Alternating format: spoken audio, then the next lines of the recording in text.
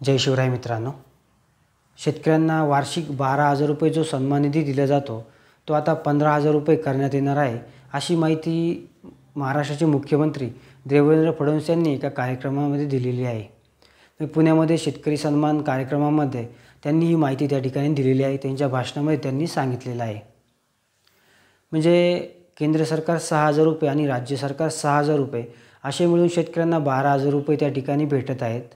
ते 12,000 रुपयावरून 15,000 रुपये आम्ही सन्मान निधी देणार आहोत, अशी माहिती त्यांनी त्या कार्यक्रमामध्ये त्या ठिकाणी दिलेली आहे। म्हणजे त्यांनी शेतकऱ्यांबाबतीत बऱ्याच गोष्टी त्या ठिकाणी बोलल्या गेलेल्या आहेत, म्हणजे पीक विम्याबाबत असेल किंवा नैसर्गिक शेतीबद्दल असेल। पण म्हणजे शेतकरी अडचणीच्या काळामध्ये PM किसान योजनेची सुरुवात करण्यात आली होती, पंतप्रधानांनी ती सुरुवात केली होती आणि 6,000 रुपये हे शेतकऱ्यांना त्या ठिकाणी वार्षिक देत होतो।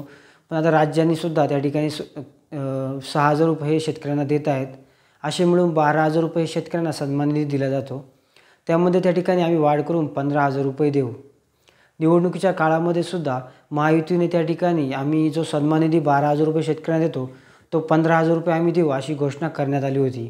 तर आता म्हणजे ऑफिशियली तरी म्हणजे कोणता मंत्रिमंडळ निर्णय किंवा कोणता GR प्रसिद्ध करण्यात आलेला नाही, फक्त त्यांनी त्यांच्या भाषणामध्ये त्या ठिकाणी सांगितलेलं आहे जो 12,000 रुपयाचा सन्मान निधी आहे तो त्या ठिकाणी आम्ही 15,000 रुपये करू। पण PM किसान योजना असेल किंवा नमो शेतकरी योजना असेल, या योजनेमध्ये चुकीच्या पद्धतीने जे लाभार्थी या योजनेपासून वंचित राहिलेले आहेत त्यांच्यासाठी नोडल अधिकाऱ्यांची त्या ठिकाणी नेमणूक करण्यात आलेली आहे। म्हणजे तालुका स्तरावरती जिल्हा स्तरावर असतील त्या ठिकाणी नोडल अधिकाऱ्यांची नियुक्ती करण्यात आलेली आहे। PM किसानच्या पोर्टलवरती त्या ठिकाणी POC त्या ठिकाणच्या ऑप्शनमध्ये आपल्याला त्या ठिकाणी तहसीलदार असतील, ॲग्रिकल्चर ऑफिसर असतील यांचे कॉन्टॅक्ट नंबर त्या ठिकाणी देण्यात आलेले आहेत, त्यांचा मेल ID सुद्धा त्या ठिकाणी देण्यात आलेला आहे। जर तुम्हाला या योजनेचा लाभ भेटत नाही आहे, कोणत्या कारणामुळे भेटत नाही आहे, त्यांच्याशी तुम्ही कॉन्टॅक्ट करून ती माहिती त्या ठिकाणी घेऊ शकता।